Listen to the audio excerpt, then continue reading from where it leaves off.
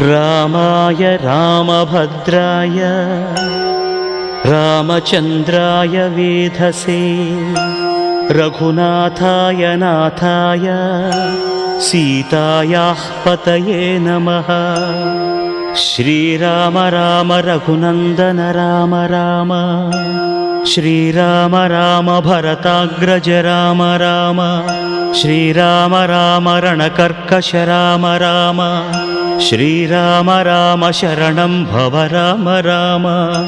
श्रीरामचन्द्र चरणौ मनसा स्मरामि श्रीरामचन्द्र चरणौ वचसा गृह्णामि श्रीरामचन्द्र चरणौ शिरसा नमामि श्रीरामचन्द्र चरणौ शरणं प्रपद्ये। माता रामो मत्पिता रामचन्द्रः